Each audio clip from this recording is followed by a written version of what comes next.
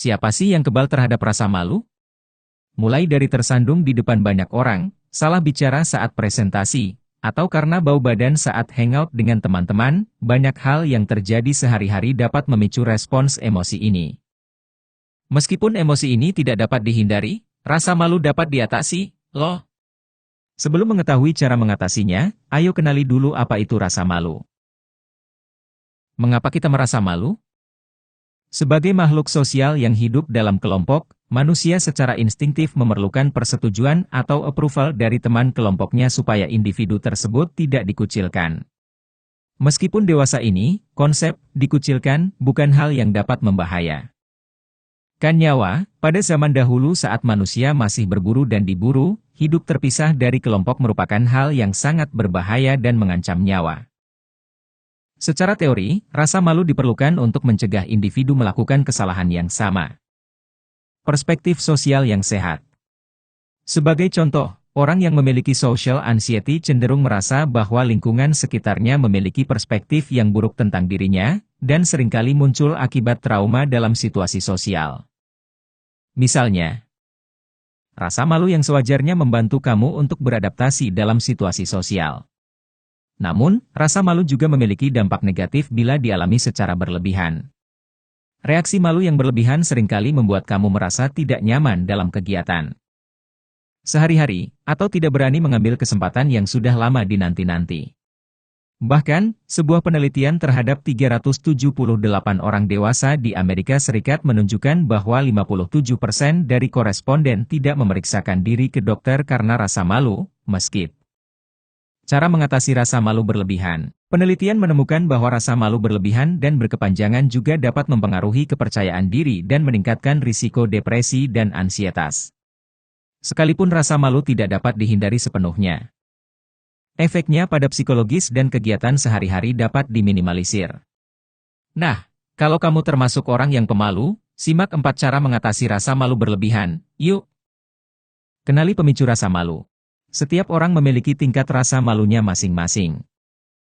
Secara garis besar, pemicu rasa malu terbagi dalam 3 kategori berikut ini. Melakukan kesalahan yang tidak menyalahi norma sosial. Dalam konteks ini, biasanya rasa malu muncul akibat adanya ketidaksesuaian antara harapan dan realita.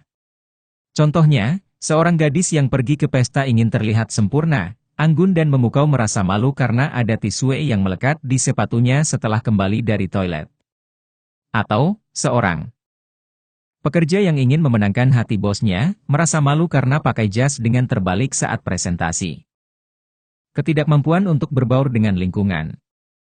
Kebutuhan untuk diterima dan membaur dengan lingkungan sangat besar pada makhluk sosial seperti manusia. Rasa malu yang kedua ini dipicu oleh rasa berbeda dan tidak dapat berbaur. Contohnya saja pasien kanker yang merasa malu akibat rambut rontoknya. Atau penyandang disabilitas yang merasa berbeda karena tidak memiliki anggota tubuh yang lengkap. Melakukan kesalahan yang menyalahi norma sosial. Seperti saat SD, ketika ketahuan mencontek, muka menjadi panas dan merah, pemicu. Ketiga adalah saat seseorang ketahuan melakukan sesuatu yang dianggap tidak pantas. Contohnya, narapidana yang menundukkan wajahnya saat diliput media. Rasa malu akibat melakukan kesalahan yang menyalahi norma sosial adalah rasa malu yang paling patut dipertahankan, bukan? Penelitian juga menyebutkan bahwa orang ekstrovert lebih jarang mengalami rasa malu yang berkaitan dengan kesalahan yang tidak menyalahi aturan sosial, sementara introvert memiliki kecenderungan memiliki sifat pemalu yang lebih tinggi.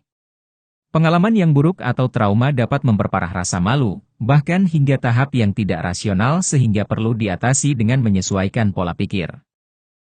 Ubah pola pikir. Rasa malu, meskipun memberi sensasi yang tidak nyaman, bukanlah emosi yang negatif.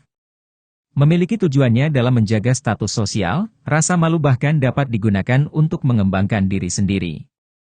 Setelah mengetahui alasan atau pemicu, kamu dapat mencoba untuk menghilangkan sifat pemalu dengan melihatnya dari sudut pandang lain. Salah satu cara yang dapat dilakukan adalah mengajukan pertanyaan seperti, apakah sebenarnya kamu dapat mengatasi rasa malu, atau bahkan dapat mencegahnya dari awal? Pada pembahasan sebelumnya sudah dibahas mengenai bagaimana mengenali pemicu rasa malu. Setelah mengenal pemicunya, Secara otomatis dapat ditemukan apakah rasa malu sebenarnya dapat dicegah atau tidak. Apakah kritik yang kamu terima selalu bermakna negatif? Ada kemungkinan kamu menganggap kritik sebagai suatu hal yang negatif karena sering menjadi malu karenanya. Nyatanya, kritikan justru dapat menjadi hal positif jika kamu menerimanya dengan bijak. Bukan sebagai kebencian, kritik dapat kamu terima sebagai tanda kepedulian orang sekitar agar kamu semakin menjadi lebih baik. Dengan menjadi lebih baik, kamu akan memiliki rasa percaya diri yang lebih tinggi dan mulai melupakan rasa malu berlebihan.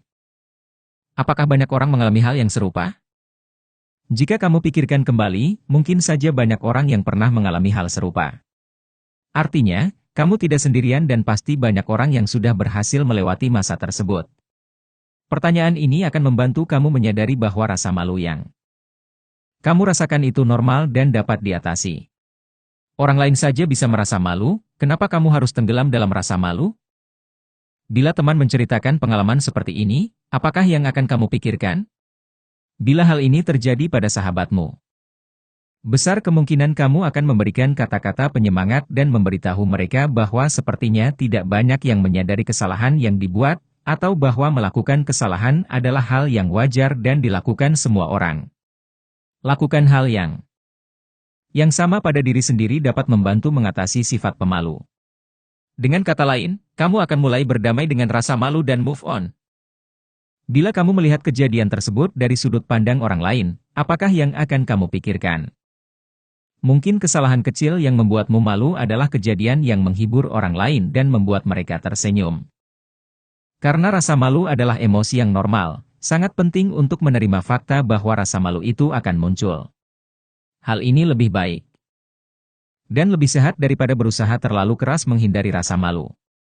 Sama seperti olahraga angkat berat yang membutuhkan proses dari 1 kg menjadi 100 kg, demikian juga dengan mengatasi rasa malu. Membiarkan diri sendiri berada di kondisi yang memicu rasa malu secara bertahap akan membantu kamu untuk mengatasinya. Fokus pada diri sendiri. Psychology Today menyatakan bahwa rasa malu dapat bertambah parah akibat perasaan bahwa orang lain sedang memperhatikan apa yang dilakukan. Hal ini dapat menghambat perkembangan diri sendiri, loh. Contohnya saja, seorang gadis yang ingin sekali menjadi penyanyi tidak mengambil kesempatan di kompetisi nyanyi karena malu ditonton banyak orang. Berfokus pada diri sendiri dan apa yang ingin dicapai serta mengurangi fokus terhadap pendapat, ekspektasi, atau respon orang lain dapat membantu kamu mengalihkan energi emosionalmu menjadi energi yang lebih produktif. Menetapkan standar dan target pribadi dapat membantu untuk lebih berfokus pada pengembangan diri sendiri dan mengurangi rasa malu. Meskipun rasanya orang lain begitu memperhatikan apa yang kamu lakukan, pada kenyataannya mungkin mereka pun sibuk memperhatikan diri sendiri supaya tidak melakukan kesalahan dan merasa malu. Jadi lain kali saat kamu merasa sedang diamati, ingat bahwa mungkin orang lain juga sedang mencoba untuk menghindari rasa malu. Pilih lingkungan yang suportif dan mendukung. Mengatasi rasa malu membutuhkan proses yang tidak singkat. Dalam perjalanannya, hal yang membuat ingin menyerah bisa saja terjadi. Karena itu, memilih lingkungan yang suportif dan mendukung adalah hal yang penting supaya kamu tetap on track dan tidak menyerah. Lingkungan yang suportif dan mendukung. Secara sosial adalah lingkungan yang saling mendukung, artinya dukungan dilakukan dua arah, tidak hanya memberi tapi juga menerima dukungan. Mendukung komunikasi yang terbuka dan jujur. Kejujuran dan keterbukaan menjadi salah satu landasan kepercayaan dan hubungan. Saling menghormati, termasuk menghormati waktu, privasi, dan keputusan personal serta tidak merongrong atau memonopoli. Tidak mengabaikan perasaan dan kebutuhan. Tidak mengecilkan kebutuhan dan pendapat. Lingkungan yang suportif dapat kamu temukan di mana saja, baik bersama keluarga, komunitas, teman, atau pacar. Selain dapat mendukung proses perubahan, lingkungan yang suportif juga mengambil banyak andil dalam membentuk perspektif sosial yang sehat. Sebagai contoh, orang yang memiliki social anxiety cenderung merasa bahwa lingkungan sekitarnya memiliki perspektif yang buruk tentang dirinya, dan seringkali muncul akibat trauma dalam situasi sosial. Misalnya, Pengalaman dibicarakan di belakang oleh orang terdekat yang dipercaya dapat menyebabkan dirinya merasa dibicarakan tiap kali berada di tengah banyak orang.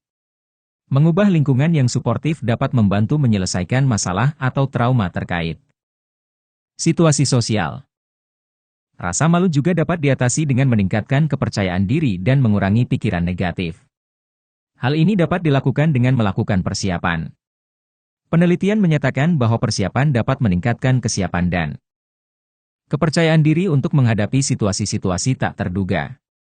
Persiapan secara emosional dapat dilakukan dengan latihan, mengetahui detail dalam situasi sosial yang akan didatangi, atau merinci hal-hal yang dapat memicu rasa malu. Selain itu, kamu juga bisa membantu membangun rasa percaya diri kamu dengan menjamin kebersihan diri dengan baik. Bersihkan diri dengan baik dan lakukan perawatan tubuh, serta lengkapi dengan menggunakan Rexona Active White Roll-On yang akan memberikan perlindungan optimal selama 48 jam dari bau badan, serta dengan formulasi khusus untuk pria, akan memberikan efek 5x mencerahkan kulit ketiak tanpa menyebabkan iritasi. Yuk, jadi lebih baik dengan rasa percaya diri yang tinggi.